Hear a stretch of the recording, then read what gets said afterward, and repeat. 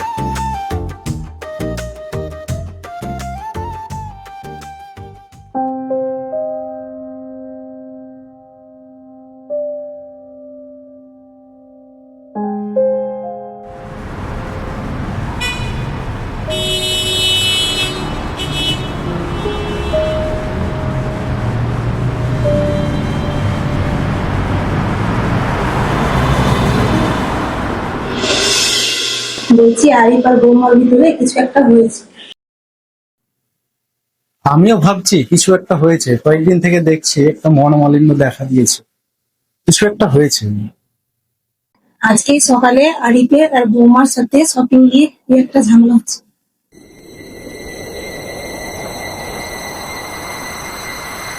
বৌমা,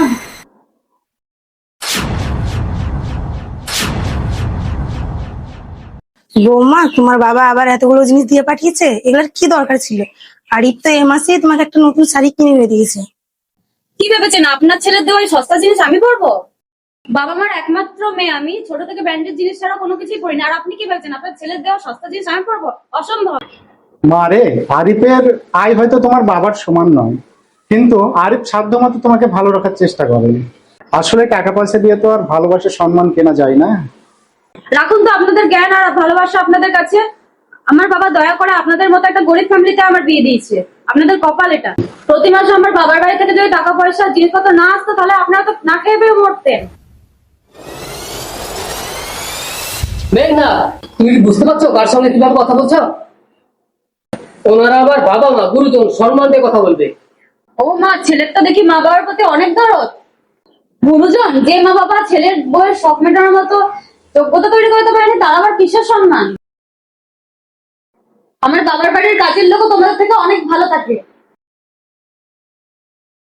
বাস, যথেষ্ট হয়েছে। তোমার বাবার টাকা থাকতে পারে, এই নয় যে তুমি আমার বাবা মাকে অসম্মান করবে। তুমি যদি এই বাড়ির মানুষদেরকে মানুষ না মনে করতে পারো, তাহলে এই বাড়ি তোমার জন্য না। আমি আর এই দিনের রাস্তায় এক মুহূর্তের জন্য থাকতে চাই না। তোমার এত বড় সাহস, তুমি আমার কাছে করে রাখছ? বাড়িতে যতগুলো জিনিসপত্র থাকে সব আমার বাবার বাড়ি থেকে এসেছে। তোমাদের মতো ছোট লোকদের সঙ্গে আমার আর থাকা এক মুহূর্তের জন্য সম্ভব নয়।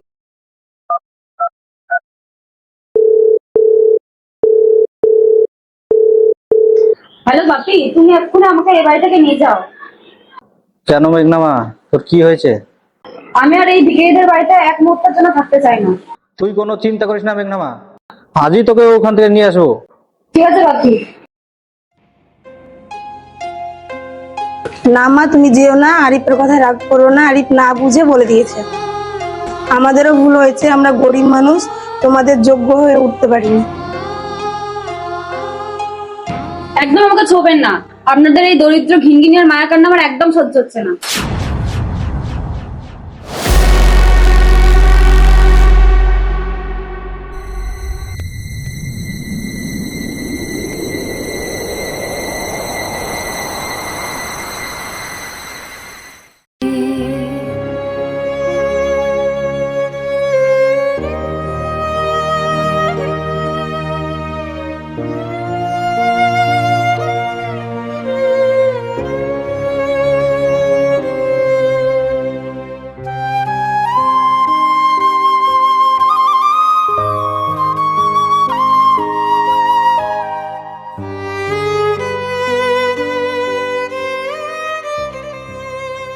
থাক বাবা, মন খারাপ করিস না। টাকা হয়তো আমাদের নেই, কিন্তু আত্মসম্মান তো আছে। যে মেয়ে শুধু বাবার বাড়ির অহংকার করে, নিজের সংসারের প্রতি সম্মান করে না, তাকে সংসারে জোর করে ধরে রাখা যায় না। আমি শুধু একটু শান্তি চেয়েছিলাম বাবা, একটু সম্মান চেয়েছিলাম। আমার এই ব্যর্থতা যে তোমাদের শেষ বয়সে অপমান সহ্য করতে হবে আমি ভাবতে পারিনি।